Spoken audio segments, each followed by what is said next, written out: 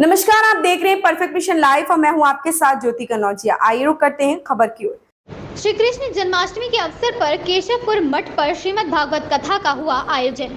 जनपद आजमगढ़ में बुढ़नपुर तहसील क्षेत्र के केशवपुर मठ पर कृष्ण जन्माष्टमी महोत्सव के अंतर्गत श्रीमद् भागवत कथा का आयोजन पूज्य श्री रामचेरे बाबा की तपोस्थली पर श्री कृष्ण जन्माष्टमी महोत्सव के अंतर्गत श्रीमद् भागवत कथा का आयोजन किया गया। कथा प्रतिदिन शाम 3 बजे से 6 बजे तक प्रवचन स्वामी चिदंबरानंद सरस्वती जी महाराज के द्वारा किया जाएगा। आज प्रवचन के दौरान द्वापर युग के भगवान श्री कृष्ण का अवतार के बारे में बताते हैं। प्रभु का जन्म अधर्म के नाश करने और धर्म की स्थापना के लिए हुआ था। उन्होंने शुरू से ही धर्म का साथ दिया। भगवान श्री कृष्ण बड़े ही दयालु और करुणा निधान है। उन्होंने गरीब सुदामा को अपना मित्र बनाया। कृष्णा और सुदामा की मित्रता एक मिसाल पेश करती है। एक तरफ गरीब ब्राह्मण, दूसरी तरफ द्वारकाधीश। उन्होंने बताया कि जब द्वारपाल द्वारकाधीश से जाकर सुदामा के बारे में बताता है, हे प्रभु, आपके दरबार में एक गरीब ब्राह्मण आया है जिसके सर पर ना तो पगड़ी है और ना उसके तन पर अच्छे कपड़े हैं, नंगे पांव आया हुआ है।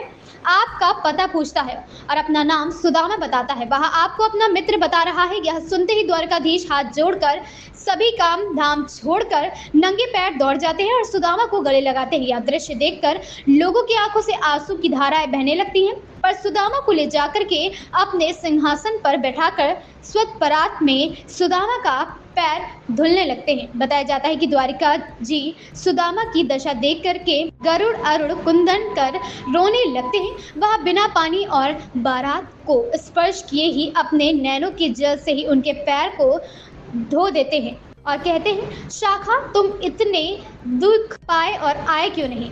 पूरे भक्त सुदामा और कृष्ण के मित्रता का वर्णन सुन भाव विभोर हो गए थे। कथा के आयोजन स्वामी चिदंबरानंद सरस्वती जी ने बताया कि भागवत कथा का समापन 27 अगस्त जन्माष्टमी के अवसर पर विशाल भंडारे का आयोजन कर किया गया है, जिसमें क्षेत्र के सभी श्रद्धालुओं से अनुरोध है कि भगवान की भागवत कथा में हिस्सा लेकर के पूर्ण भक्ति के साथ बने प्रसाद को ग्रहण करें। इस अवसर पर ग्राम प्रधान धर्मेंद्र निषाद ने कहा, कथा में आए हुए श्रद्धालुओं का आभार व्यक्त किया। इस अवसर पर राजीव यादव, जोगेंद्र निषादपुर अध्यक्ष, शेषनाग यादव, राजेश सिंह, केदार सिंह सहित अनेक श्रद्धालुओं ने भागवत कथा में हिस्सा लिया।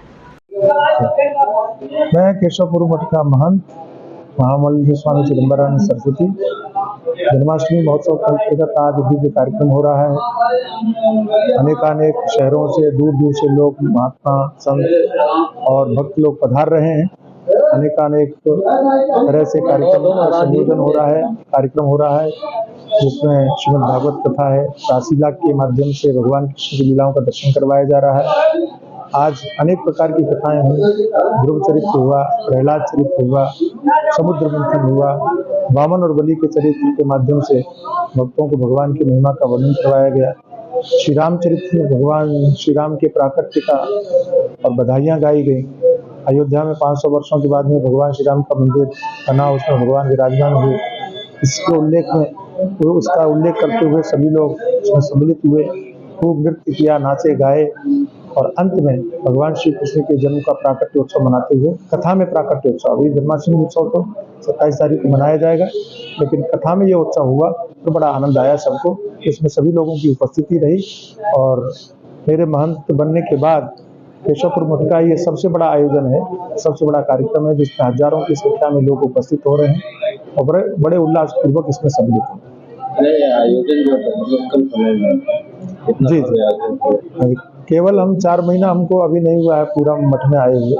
इतने कम समय में हमको आश्रम की व्यवस्थाएं भी देखनी थी, यहाँ आर्थिक स्थिति अनुकूल नहीं थी।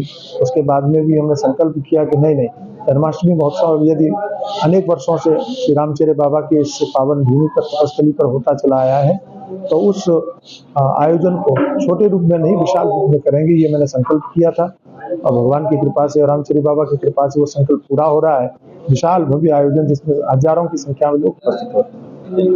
इस खबर में बस इतना ही। बने रहें परफेक्ट मिशन लाइव के साथ।